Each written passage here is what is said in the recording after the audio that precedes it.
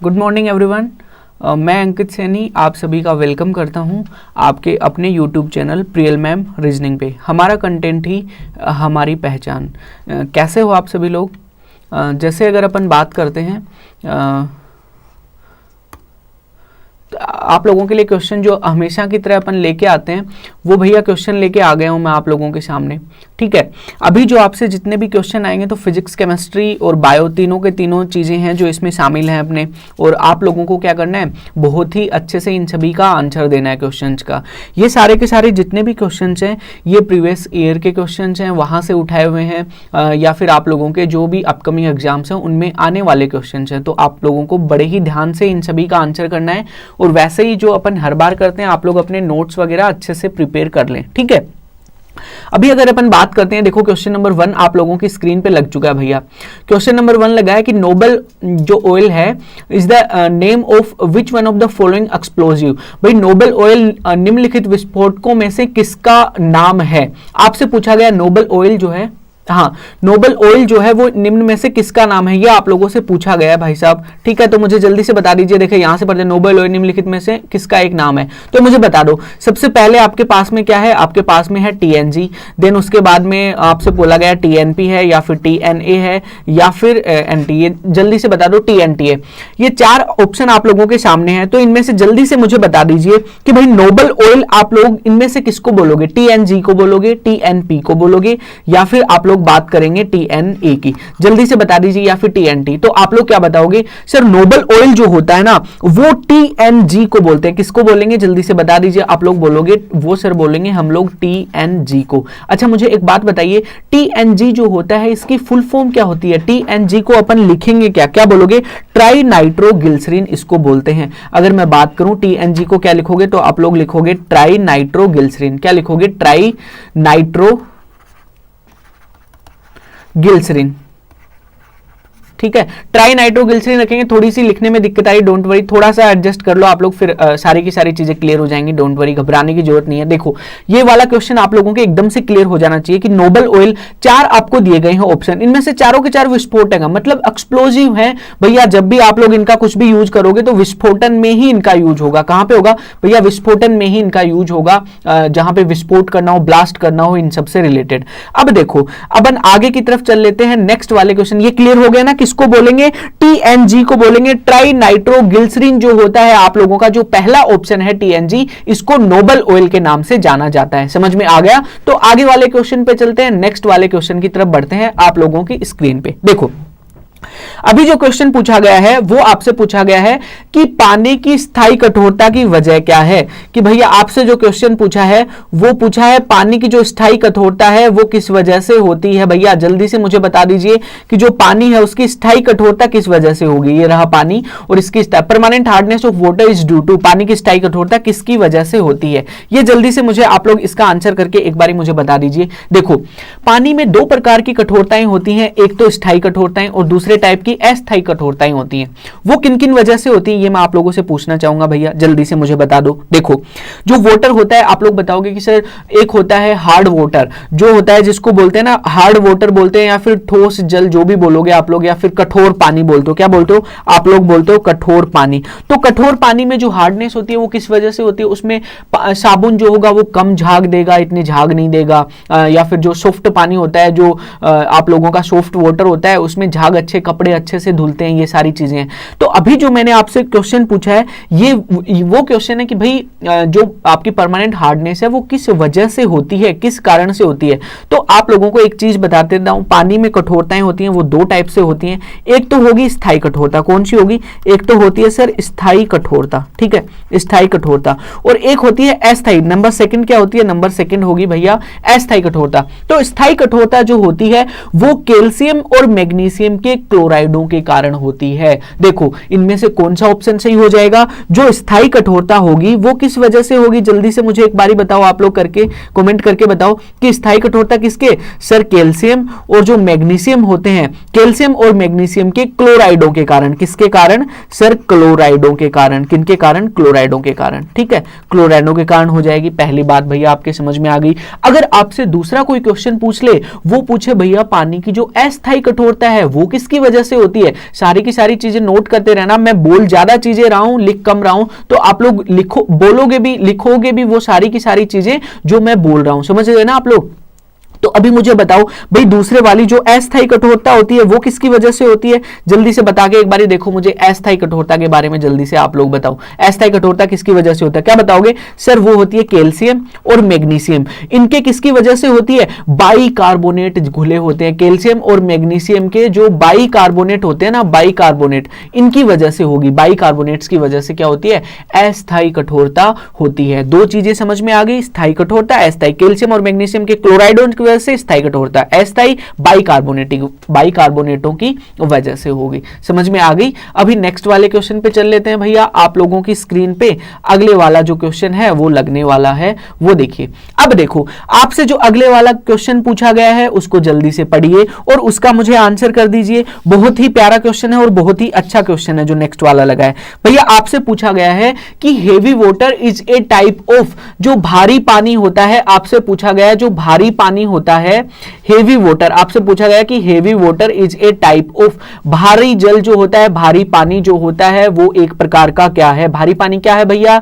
आप लोग बताओगे सर कूलेंट है, आप लोग बताओगे सर मॉडरेटर है, आप लोग बताओगे सर क्या है? ओर है, एस्क है, या फिर आप लोग बताओगे सर क्या है? फ्यूल है, ईंधन है। जल्दी से बता दीजिए। भारी जल, अच्छा क्या होता है भारी जल? सबसे पहले तो मुझे एक बात आप लोग बात बता दो, भारी जल को D2O से लिखते हैं। किससे लिखते हैं भारी जल को? जल्दी से बताओ किससे लिखेंगे भैया? D2O से लिखते हैं भारी जल को। ये बात तो आप लोगों को पता है बड़ी अच्छे तरीके से कि सर हमने देखा है बहुत बारी।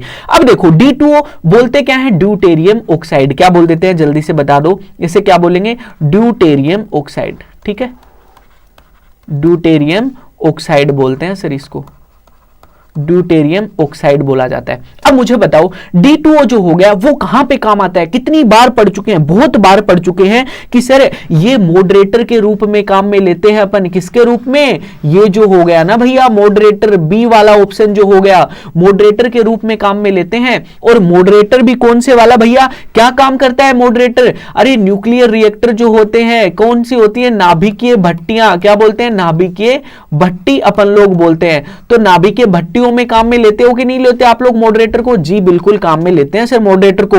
और काम क्या रहता है? ये आपका जो मॉडरेटर है D2O है, इसका काम क्या रहता है? क्या काम करता है D2O? जल्दी से बताइए। क्या बताओगे आप लोग? आप लोग इस टाइम पे बता रहे होंगे कि सर न्यूट्रॉनों की जो गति है उसको कम कर देता है। जो न्यूट्रॉन, फास्ट न्यूट्रॉन होते हैं ना, तो ये क्या कर देगा भैया? न्यूट्रॉन जो है उनकी गति जो होगी, गति को क्या कर देता है? कम कर देता है सर, गति को कम कर देता है। समझ में आ गई ना बात? क्या समझी आपने कि सर ये क्या होता है? एक मॉडरेटर होता है जो न्यूट्रॉनों की गति को क्या कर देता है? कम कर देता है, हेवी वाटर। क्लियर हो गया ये वाला क्वेश्चन? क्या आ जाएगा? बी ऑप्शन करेक्ट हो जाएगा। अभी आगे की तरफ चलते हैं, नेक्स्ट वाले क्वेश्चन की तरफ चलते हैं। देखो आपसे पूछा गया है अगले वाला क्वेश्चन भाई साहब, और वो वाला क्वेश्चन क्या है जल्दी से बता दीजिए। पूछा है बर्निंग ऑफ हाइड्रोजन प्रोड्यूस्ड, भाई हाइड्रोजन के जलने से क्या उत्पन्न होता है? आप लोगों से पूछा गया है कि हाइड्रोजन के जलने से क्या उत्पन्न होता है? भैया जल्दी से बता दीजिए, हाइड्रोजन के जलने से क्या उत्पन्न होगा? ऑक्सीजन उत्पन्न होगी, या फिर एस राख उत्पन्न होती है, या फिर सोयल मृदा उत्पन्न होती है, या फिर वाटर पानी। अभी आप सभी लोग इस टाइम पे बता रहे होंगे कि सर हाइड्रोजन गैस, अगर मैं बात करूं किसकी? हाइड्रोजन गैस की बात कर लेता हूं, तो मुझे जल्दी से बता दीजिए हाइड्रोजन गैस जो होती है वो हाईली फ्लेमेबल होती है। क्या बोलोगे? अगर हिंदी में बोलें तो उच्च ज्वलनशील। क्या होती है? उच्च ज्वलनशील, उच्च ज्वलनशील होती है, हाईली फ्लेमेबल होती है। क्या लिखेंगे? इंग्लिश में लिखेंगे तो हाईली फ्लेमेबल होती है, मतलब कि सर उच्च ज्वलनशील होती है, बहुत ज्यादा जलती है। और वो जलती कहां पे है वो आप लोग बताओगे। अगर हाइड्रोजन गैस होगी तो वो एयर की प्रेजेंस में, हवा की उपस्थिति में, एयर की किसमें सर? एयर की उपस्थिति में जलती है। समझ में आ गई ना बात? और वो क्या देती है? अगर हाइड्रोजन को आप लोग जलाओगे तो हमेशा की हमेशा आप लोग याद रख लेना क्या देता है भैया? जब भी हाइड्रोजन को जला रहे होते हो तो क्या उत्पन्न होता है? आप लोग बताओगे कि सर जब भी हाइड्रोजन को हम लोग जलाते हैं तो क्या उत्पन्न होता है? वाटर उत्पन्न होता है। पानी उत्पन्न होता है सर, ये रहा जी आप लोगों का वोटर, ये रहा वोटर। तो आप लोग क्या बताओगे सर, वोटर उत्पन्न होता है, पानी उत्पन्न, डी वाला ऑप्शन सही हो जाएगा। और क्या क्या सीख लिया हाइड्रोजन से आप लोगों ने, क्या क्या सीखा कि सर हमने 3-4 चीजें सीखी कि हाइड्रोजन हवा की उपस्थिति में जलता है पहली बात तो, और ये क्या हो जाता है, हाइड्रोजन गैस जो होती है ना वो क्या होती है, हाईली फ्लेमेबल होती है, उच्च ज्वलनशील, हाईली फ्लेमेबल होती है, बार बार बोल के बता दे रहा हूं। और ये क्या बनाती है, पानी बनाती है जी, जल बनता है। समझ में आ गई बात। तो नेक्स्ट वाले क्वेश्चन की तरफ बढ़ते हैं, इसका ऑप्शन डी आप लोगों का करेक्ट हो जाएगा भैया। देखो अगले वाला क्वेश्चन देखो, अगले वाला क्वेश्चन है भैया आप लोगों की स्क्रीन पे पूछा गया है कि वजन के अनुसार पानी में हाइड्रोजन का प्रतिशत कितना है, या फिर आप लोगों से बोला गया है कि according to weight the percentage of hydrogen in water H2O में कितना परसेंट क्या है हाइड्रोजन है। अभी मुझे बताओ भाई वाटर की इस आप लोग क्वेश्चन को देख के क्या सोच रहे होंगे, क्वेश्चन को देख के सोच रहे होंगे कि सर H2O में हाइड्रोजन का परसेंट कितना है। आपसे बोला गया है कि आपके पास में H2O है और आपसे पूछ लिया गया है कि भैया इसमें परसेंटेज ऑफ H आप लोगों को बताना है। देखो अभी से सही लिखा जा रहा है, अब अच्छे से देख लो कि H2O में परसेंटेज ऑफ हाइड्रोजन आप लोगों को बताना है। तो मुझे एक बात बताओ आप लोग कैसे निकालेंगे। सबसे पहले तो H2O की ही बात कर लेते हैं भैया। अगर मैं बात करता हूं H2O की तो देखो H2O में क्या क्या है, हाइड्रोजन के कितने मॉलिक्यूल हैं भैया, H2 हो गए, ठीक है। प्लस में अगर मैं ऑक्सीजन की बात करूं तो ऑक्सीजन में कितने हैं भैया, 16 है ना। ऑक्सीजन के कितने हैं, ऑक्सीजन के 16 हैं, तो 16 लिख लिए। टोटल कितने हो गए सर, 18 हो गए। अरे हुए कि नहीं हुए, 2 + 16 कितने हो गए, 18 हो गए। तो आप लोग क्या बताओगे, 18 ग्राम पर मोल इनको लिख सकते हैं अपन लोग, 18 ग्राम पर मोल। अब देखो 18 ग्राम पर मोल अपने पास आ गया, ये तो टोटल वाटर में आ गया, टोटल हाइड्रोजन में आ गया ये वाली चीज, तो ठीक है। अब बात किसकी निकलनी है, इसी हाइड्रोजन में से मुझे तो H का परसेंटेज चाहिए। तो H का परसेंटेज निकालेंगे तो H का निकाल लेते हैं, यहां लिख लेते हैं परसेंटेज ऑफ H, यहां लिख लेते हैं भैया परसेंटेज ऑफ हाइड्रोजन। तो परसेंटेज ऑफ हाइड्रोजन मुझे निकालने हैं। अब एक बात बताओ कैसे निकालते हैं, आपने मैथ्स इतनी सारी पढ़ रखी है भैया, प्रियल मैम से सारी मैथ्स पढ़ते हो, तो उन्होंने बताया ना किसी भी चीज का परसेंटेज आप निकालते हो भैया, जैसे कोई आपको मिक्सचर दे रखा होता है उसमें से X का निकालते हो, तो जिसका निकालना है उसका पहले लिख दो पहले तो हाइड्रोजन का निकालना है, हाइड्रोजन के तो 2 हैं। टोटल कितना है भैया, अपन को 18 में से निकालना है तो अपॉन 18 आ जाएगा। परसेंटेज निकालने हैं तो 100 से गुना करते हैं, तो ये कितना आ जाएगा 9, तो 100/9 आ जाएगा। 100/9 कितना हो जाएगा भैया, 11.11% आ जाएगा। कितना ऑप्शन, कौन सा ऑप्शन सही हो जाएगा, जल्दी से मुझे बताइए एक बार इसका करके, कौन सा ऑप्शन सही हो जाएगा सर, हमारा तो डी ऑप्शन सही हो जाएगा। ये वाला जो डी वाला ना ये ऑप्शन करेक्ट हो जाएगा, 11.11%। कैसे आया कि पहले तो अपन सबसे पहले क्या करेंगे, H2O पूरे का निकाल लेंगे, जो कितना आया 18 ग्राम पर मोल, ठीक है। 18 ग्राम पर मोल के बाद में अगर अपन परसेंटेज ऑफ हाइड्रोजन की बात करते हैं तो वो कितना आएगा भैया, हाइड्रोजन के 2 मॉलिक्यूल हैं अपॉन टोटल में 18 हैं, और इनको गुना 100 से अपन को कर ही देना है जब परसेंटेज निकालते हैं। तो कितना आ जाएगा जल्दी से बताइए, 11.11% आ जाएगा। ऐसे वाले न्यूमेरिकल बहुत ही बढ़िया आते हैं और ऐसे पूछे भी जाते हैं। H2O का देखा, हाइड्रोजन का पूछ लिया, आप लोगों को कुछ और गैस दे देगा उसमें से ऑक्सीजन का पूछ लेगा, किसी का भी पूछ लेगा, आप लोगों को यही वाला प्रोसेस क्या करना है, अपनाना है, ठीक है। नेक्स्ट वाले क्वेश्चन पे चलें, जल्दी से बता दीजिए मुझे, अगले वाले क्वेश्चन पे चलते हैं। देखो क्वेश्चन क्या बोला गया है आप लोगों से, मुझे जल्दी से एक बारी क्वेश्चन के बारे में, क्वेश्चन की सारी बातें पढ़ लेते हैं भैया। क्या पढ़ते हैं अपन लोग, पढ़ते हैं कि एक तत्व X में इसकी बाहरी कक्षा में 4 इलेक्ट्रॉन हैं, ठीक है, बाहरी कक्षा में 4 इलेक्ट्रॉन हैं। फिर अपन बात कर लेते हैं कि हाइड्रोजन के साथ इसके यौगिक का सूत्र क्या होगा, ये बोला गया है। An element X has 4 electron in its outer most orbit, what will be the formula of its compound with hydrogen. आपसे बोल दिया गया है, क्या बोल दिया गया भैया, पहले तो इसकी अपन लोग बात कर लेते हैं क्या क्या बोला गया है अपन को। तो बोला ये गया है सर कि कोई तत्व है मेरे पास में X, ये रहा जी X तत्व है, और इसकी बाहरी कक्षा में जो आउटर मोस्ट इसका ऑर्बिट है उसमें कितने हैं, 4 इलेक्ट्रॉन पड़े हैं भाई साहब, 4 इलेक्ट्रॉन है। तो आपसे पूछा कि हाइड्रोजन के साथ में इस यौगिक का सूत्र क्या हो जाएगा। हाइड्रोजन के साथ में अगर ये X है तो हाइड्रोजन क्या भाई H होगा ना, हाइड्रोजन H लगेगा, और इसके 4 आउटर मोस्ट में इलेक्ट्रॉन है, तो देखो हाइड्रोजन के साथ में मैंने H जोड़ दिया, तो 4 आउटर मोस्ट में है तो वो इसके यहां चल जाएंगे, और जो फॉर्मूला बन के आएगा आप लोगों के सामने क्या आ जाएगा भैया, XH4 आ जाएगा सर। क्या आएगा? XH4। और XH4 अगर आप लोग देखने जाओगे, पहला भी नहीं है, दूसरा भी नहीं है, तीसरा भी नहीं है, क्या बताओगे कि भैया ये तो डी वाला जो है ना, डी वाला करेक्ट हो जाएगा। XH4 जो है आपका वो आंसर इसमें सही हो जाएगा। समझ में आ गई? XH4 वाला सही हो जाएगा। तो ऐसे पूछ ले आपसे कि भाई उसके X के आउटर मोस्ट सेल है, उसमें 4 इलेक्ट्रॉन है, और साथ में क्या चीजें दे दे? साथ में दे दे भाई इसके सूत्र बताओ, इसका फॉर्मूला बताओ। तो आप लोगों को X हाइड्रोजन के साथ मिला देना है, 4 इलेक्ट्रॉन है तो वो XH4 बन जाएगा। समझ में आ गई बात आप लोगों को? आई होप आ गई होगी। और जितने भी स्टूडेंट्स हो आप लोग भैया सारे के सारे साथ में चीजों को नोट्स बनाते चलो, अपनी बुक में, नोटबुक में सारी की सारी चीजों को आप लोग नोट करते चलो, तभी जाके समझ में आएंगी, तभी जाके चीजें आप लोग कवर कर पाओगे। ठीक है, अगले वाले क्वेश्चन पे चलते हैं। नेक्स्ट क्वेश्चन भैया, अब देखो जल्दी से, जो पहला क्वेश्चन है वो आप लोगों की स्क्रीन पे लग चुका है, और वो लगा क्या है, क्वेश्चन क्या लगा है, जल्दी से देखिए आप लोग एक बारी। भाई जो क्वेश्चन है आप लोगों का, वो क्वेश्चन है आपके पास में क्या है, मुझे जल्दी से बताइए। वो है कि द एटमॉस्फेयर एक्सर्ट क्या जो इन्वायरमेंटल जो प्रेशर है वो अपन पे लगाता है, but we do not feel it because भाई वायुमंडल हमारे ऊपर भारी दबाव डालता है, लेकिन हम इसे महसूस नहीं कर पाते भाई साहब। तो मैं यही पूछ रहा हूं आप लोगों से, क्यों भैया, क्या बात है ऐसी कि वो महसूस नहीं कर पाते? अपन क्यों नहीं कर पाते, जल्दी से बताइए। देखो मैं आप लोगों को बताता हूं इसके ऑप्शंस क्या क्या है भाई। ऑप्शन पे चल लेते हैं। पहला जो ऑप्शन है, आपसे क्वेश्चन पूछा गया कि वायुमंडल अपन पे इतना सारा दाब लगाता है लेकिन अपन फील तो नहीं कर पाते। भाई ऐसे तो नहीं है आप लोग बाहर गेट के बाहर घर पे आंगन में खड़े हुए या बाहर हॉल में खड़े हुए और आपको पता लग रहा है कि सर मुझे तो वायुमंडल का दबाव लग रहा है, मेरे तो माथे पे और मेरे तो सर पे भी वायुमंडल का दबाव लग रहा है, मेरा तो सर दबा जा रहा है। ऐसा नहीं होता ना, नहीं होता। और बाकी जो एटमॉस्फेयर होता है वो प्रेशर बहुत लगाता है अपने पे, लेकिन वो अपन को फील क्यों नहीं होता, उसका कारण बता दो जल्दी से। देखो पहले वाले ऑप्शन में दिया गया है भैया हमारा रक्त जो है वो वायुमंडल की तुलना में थोड़ा अधिक दाब डालता है।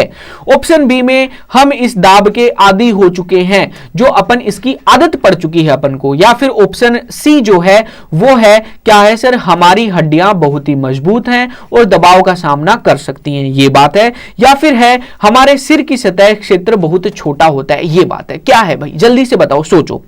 तो आप लोग बताओगे कि सर पहली बात तो ये है भैया, क्या बात है कि अपने शरीर के अंदर भैया नसें हैं भैया, उसमें धमनी और सिराएं हैं, उसमें खून बह रहा होता है और खून मान लेते हैं भैया P2 प्रेशर अंदर से लगा रहा है और उन खून की नसों के बाहर जो है वो P1 प्रेशर वातावरण लगा रहा है।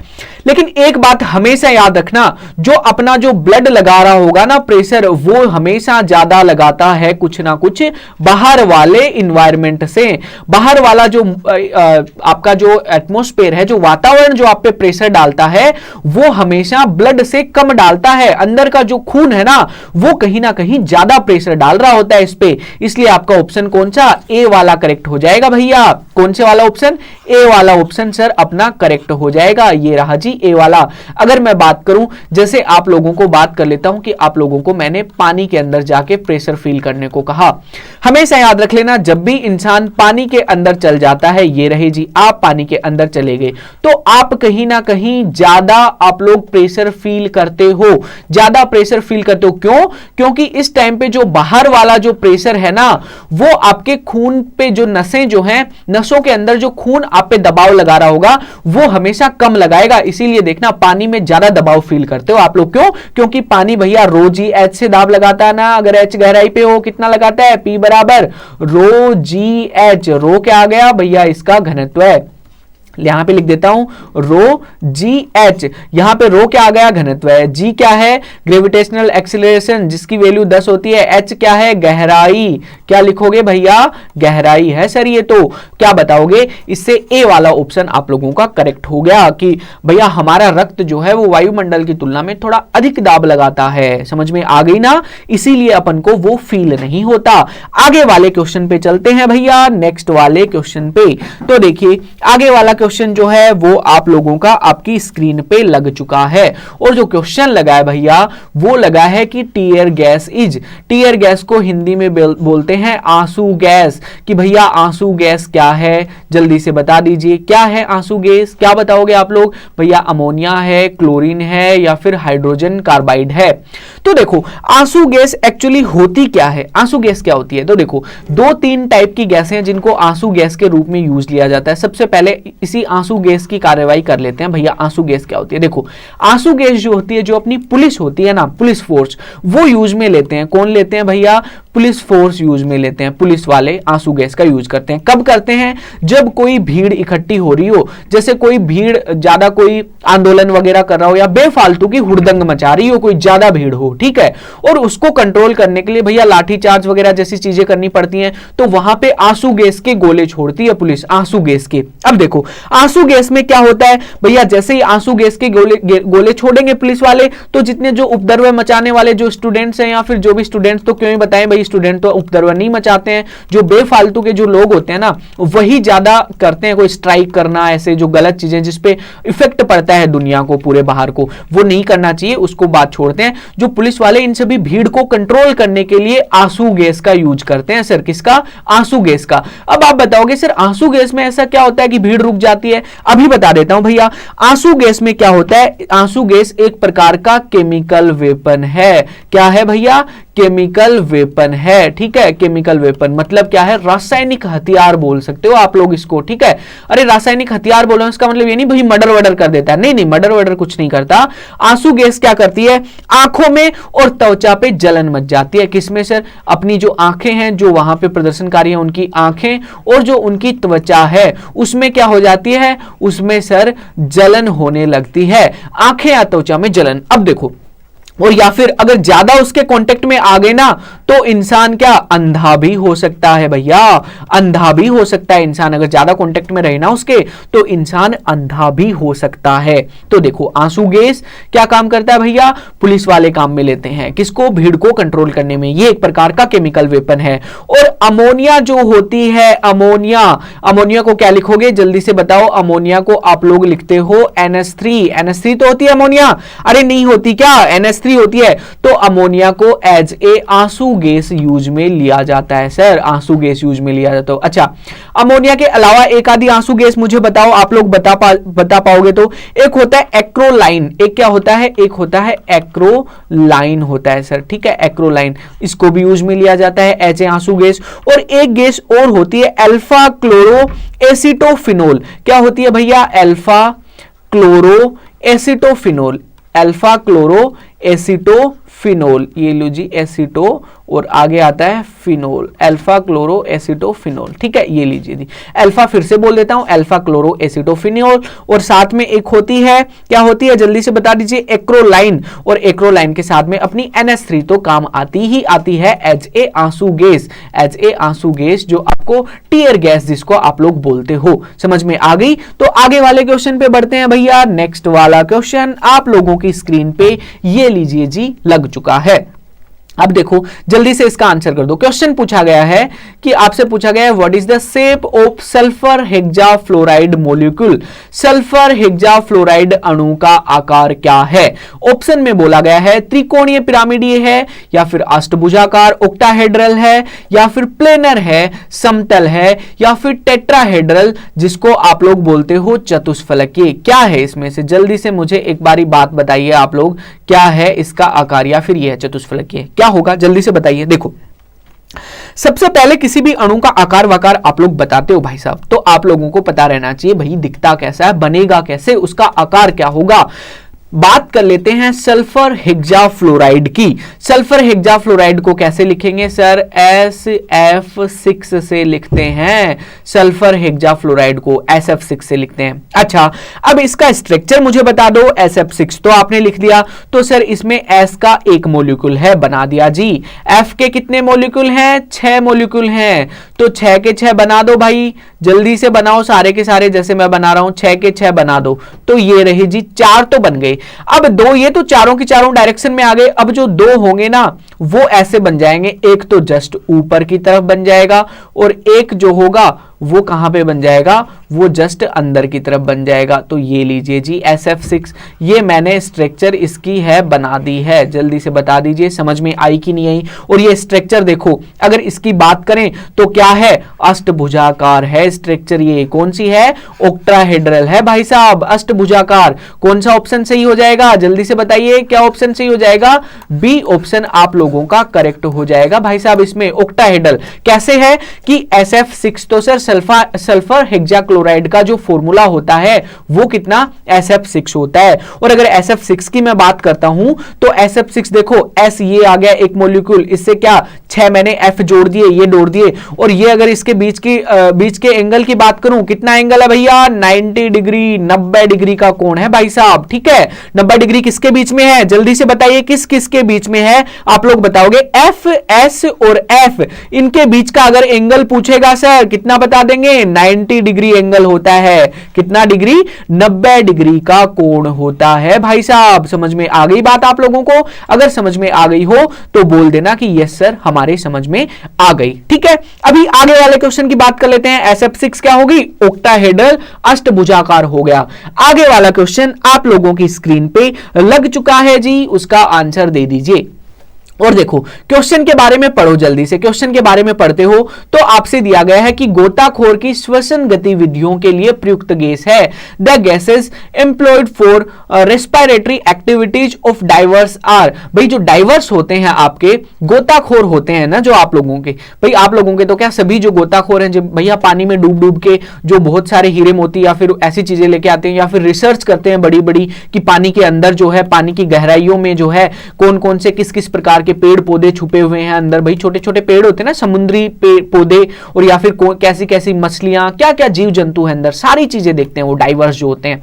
आपसे बोला गया है कि वो जो सांस लेने वाली प्रक्रिया होती है उसमें भाई कौन सी सिलेंडर से आपने देखा होगा ना, जैसे अपन बात कर लेते हैं, ये कोई इंसान है गोताखोर है और उसके पीछे क्या है, गोताखोर के पीछे एक टंकी सी लगी रहती है, देखा था ना आपने, जो वो क्या करते हैं उससे गैस सांस लेते हैं उससे। तो मुझे ये बता दो इसमें कौन कौन सी गैसें भरी रहती हैं, ये बता दोगे, क्वेश्चन का काम जम गया यहीं पे आपके भैया। इसका आपने क्या कर दिया, इसका सॉल्यूशन कर दोगे। तो देखो आप लोग बताओगे कि सर जो गोताखोर होते हैं वो एक तो अंदर होती है ऑक्सीजन, क्या होती है, पहली बात तो सर होगी ऑक्सीजन। सभी को पता है कि भैया ऑक्सीजन से तो अपन सांस लेते हैं, ऑक्सीजन की वजह से ही तो ले पाते हैं। लेकिन एक गैस अंदर और भरी रहती है, उनके उसमें जो गैस से टंकी से लेके जाते हैं ना अंदर, उस टंकी में एक चीज और भरी रहती है, ऑक्सीजन के साथ में भर देते हैं सर हीलियम। ऑक्सीजन भर दी और साथ में क्या भर दिया, हीलियम भर दिया। ऑक्सीजन और हीलियम, क्या बताओगे कौन से वाला सही हो जाएगा, ऑक्सीजन और हीलियम।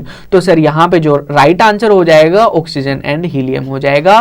बी आप लोगों का जो आंसर है वो करेक्ट हो जाएगा। यहां पे जो गोताखोर होते हैं वो जो अपनी टंकी लेके जाते हैं गैस वाली जिसमें से वो सांस लेते हैं, उसमें क्या क्या भरा रहता है, उसमें ऑक्सीजन और प्लस में सर हीलियम गैस भरी रहती है। आंसर करेक्ट कर लेना, याद रख लेना, कुछ भी कर लेना, गलत नहीं होना चाहिए एग्जाम में आपका। ठीक है, आगे वाले क्वेश्चन पे चलते हैं भैया। आगे वाला क्वेश्चन देखो, आप लोगों की जो स्क्रीन पे क्वेश्चन लगा है और वो जल्दी से लगा है, देखो लग गया है, जल्दी से पूछा है आप लोगों से। क्वेश्चन पूछा गया है, क्या पूछा गया है, देखो आपसे बोला गया है कि भैया निम्न में से कौन सी गैस की प्रतिशत मात्रा, निम्न में से कौन सी गैस की प्रतिशत मात्रा वायुमंडल में सबसे कम है, percentage amount of which one of the following gases is lowest in the atmosphere. भैया एटमॉस्फेयर जो है आपका वातावरण है, ये रहा जी वातावरण। मैंने ये बना दी बीच में आपकी पृथ्वी, छोटी सी अर्थ बना दी मैंने, ये क्या बनाया, ये मैंने लिख देता हूं नीचे पृथ्वी बना दी। अब पृथ्वी का ये वातावरण रहा भैया, वातावरण है ना, इसमें कौन कौन सी गैसें पाई जाती हैं, तो जल्दी से मुझे बताओ। सबसे पहले अगर मैं बात करूं, अगर यहां की गैसों की बात करूं, सबसे ज्यादा सबसे अधिकतम मात्रा में कौन सी पाई जाती है, क्या बताओगे, नाइट्रोजन पाई जाती है। और वो कितनी, 78% भैया, कितनी 78% पाई जाती है सर नाइट्रोजन तो सबसे ज्यादा। लेकिन भैया नाइट्रोजन तो पूछी नहीं, कुछ और पूछा है जी, बिल्कुल कुछ और पूछा है तो उसकी भी बात कर लेंगे। सेकंड नंबर पे पाई जाती है ऑक्सीजन, कितनी होती है, 21%, 20.95 होती है अप्रोक्सीमेट 21%। तो कितनी भैया, क्या 21% ऑक्सीजन। अगर फिर उसके बाद में बात करूं, मैं थर्ड नंबर पे बात करूं, ये तो 2 होगी। अगर मैं थर्ड नंबर पे बात करूं तो आती है कौन सी, ऑर्गन गैस आती है। कौन सी आती है सर, ऑर्गन गैस आती है। देखो क्लियरली सारी चीजें लिखी जा रही हैं, आप लोग नोट भी कर लेना साथ साथ में, जैसे जैसे बोल रहा हूं तब तो करनी है नोट, ठीक है। हाँ देखो ऑर्गन गैस आती है, तो ऑर्गन गैस में क्या लिखोगे, कितने परसेंट ऑर्गन आती है, क्या बताओगे सर, 0.93% आती है भैया, 0.93%। और अगर मैं बात करूं सबसे कम की, तो भाई साहब बात आ जाती है कार्बन डाइऑक्साइड CO2 जिसको आप लोग बोलते हो, और कितना होता है 0.03%। कितने, 0.03%। क्या बता दोगे आप लोग, बताओगे सर इसमें क्या होता है, जो कार्बन डाइऑक्साइड होगी ना CO2 कितनी होती है, कितनी होती है, 0.03% होती है सर। ये बीच में लगा दिया 0.03%। और अगर ऑर्गन की बात करूं, पहले ऑप्शन वाली ऑर्गन कितने परसेंट, क्या बताओगे, 0.93% होती है सर। ऑप्शन सी वाली नाइट्रोजन कितनी, 78%। ऑप्शन डी वाली ऑक्सीजन 21%। क्या बताओगे, इनमें से आपसे पूछा गया है, तो इनमें से CO2 जो होगी, कार्बन डाइऑक्साइड जो गैस होगी आप लोगों की, वो क्या बताओगे सर, उसमें कार्बन डाइऑक्साइड में क्या होता है, सबसे कम मात्रा पाई जाती है वायुमंडल में, और वो भी कितनी, 0.03% पाई जाती है। यस और नो, समझ में आ गया कि नहीं आया, आ गया तो बोल दो यस सर, नहीं आया तो भैया कोई बात नहीं, वीडियो को एक बार रिपीट करके आप लोग फिर से देख लीजिएगा, बता दूंगा, ठीक है। अब बता दूंगा क्या, समझ लेना, इतना तो समझा दिया। अभी देखो आपसे बोला गया है, आपसे पूछा गया कि एक उपकरण जो विद्युत ऊर्जा को यांत्रिक ऊर्जा में परिवर्तित करता है, a device which converts electrical energy into mechanical energy, कि भैया इलेक्ट्रिकल एनर्जी को मैकेनिकल एनर्जी में कौन चेंज करता है, क्या बताओगे कौन करता है, जल्दी से मुझे बता दीजिए। आप लोग बताओ, विद्युत ऊर्जा को आपसे चेंज करवाया है यांत्रिक ऊर्जा में, ये रही भैया विद्युत ऊर्जा, और विद्युत ऊर्जा को किस में चेंज कर दिया, इसने कर दिया सर यांत्रिक ऊर्जा में कर दिया। यांत्रिक ऊर्जा जिसको आप लोग मैकेनिकल एनर्जी बोलते हो, और ये काम कौन करता है, आप लोग बताओगे सर ये काम तो विद्युत मोटर करती है। विद्युत मोटर कौन करेगा, विद्युत मोटर। घरों में लगे होते हैं मोटर, क्या कर देती है भैया, विद्युत एनर्जी अपन बिजली में लगाते हैं और पानी बाहर फेंक देती है टंकी में जो रखा होता है, ठीक है। तो विद्युत मोटर क्या काम करेगी, विद्युत ऊर्जा को रासायनिक ऊर्जा में। अच्छा ट्रांसफार्मर क्या करता है, ये बता दो, इसका बता दो भैया। तो अपन बात कर लेते हैं, ये विद्युत मोटर काम करती है, ये वाला ऑप्शन सी करेक्ट हो गया आप लोगों का, कोई बात नहीं। लेकिन औरों की भी बात कर लेते हैं भाई, कार्यवाही तो सारी करनी जरूरी है, सारी चीजों की करेंगे। ट्रांसफार्मर की करता हूं कार्यवाही, क्या काम करता है ट्रांसफार्मर, वोल्टेज को बढ़ाता है, वोल्टेज को कम करता है, कम वोल्टेज को ज्यादा कर देता है, ज्यादा को कम कर देता है। इसका मतलब इसको तो वोल्टेज को बढ़ाएगा तो स्टेप अप बोलेंगे, घटाएगा तो स्टेप डाउन बोलेंगे, ठीक है, स्टेप अप और स्टेप डाउन। तो ये लो भैया, स्टेप अप स्टेप डाउन का काम हो गया ट्रांसफार्मर का। अच्छा आपसे बोलूं, अगर कोई रासायनिक ऊर्जा को विद्युत ऊर्जा में कौन बदलता है, ये भी जल्दी से बता दो। रासायनिक ऊर्जा है, उसको बदल रहा है कोई विद्युत ऊर्जा में, किस में बदल रहा है भैया, विद्युत ऊर्जा में। तो जल्दी से बताओ रासायनिक ऊर्जा विद्युत ऊर्जा में कौन बदलेगा, अरे कौन बदलता है, विद्युत सेल बदलता है भैया। कितनी बार तो पढ़ा है यार अपन ने, सेल क्या करता है, रासायनिक ऊर्जा को विद्युत ऊर्जा में बदल देता है। तो यहां से देखो 3-4 क्वेश्चन अपने हो गए, ठीक है। 3-4 क्वेश्चन जो अपने 3-4 क्वेश्चन क्या अपने काफी सारे हो गए। बाकी जो अपन करेंगे नेक्स्ट वाले वीडियो में करेंगे। आई होप ये जितने भी क्वेश्चंस मैंने करे हैं ये आप लोगों को अच्छे से समझ में आए होंगे और बेहतरीन आप लोगों का रेस्पॉन्स रहा होगा। जितने भी लोग नए थे वो क्या करना है, वीडियो को अपने चैनल को सब्सक्राइब कर देना है भैया, प्रियल मैम रीजनिंग चैनल को सब्सक्राइब कर दो। ज्यादा से ज्यादा भैया 100K के टारगेट पे जाना है, तो आप लोगों को ही करना है और किसी को नहीं करना, क्योंकि हम आपके लिए इतनी मेहनत कर रहे हैं भैया। लोगों ने साजिश के तहत कितने सारे काम करे, लेकिन आप लोगों के वीडियो नहीं रुक रहे, सारी की सारी चीजें आप लोगों को मिल रही है। तो चैनल को सब्सक्राइब जरूर कर देना है और क्या कर देना है, वीडियो को लाइक एंड शेयर आप लोगों को करते रहना है। बचे हुए क्वेश्चन नेक्स्ट वाले लेक्चर में अपन देखेंगे। तब तक ले take care, goodbye, have a good day.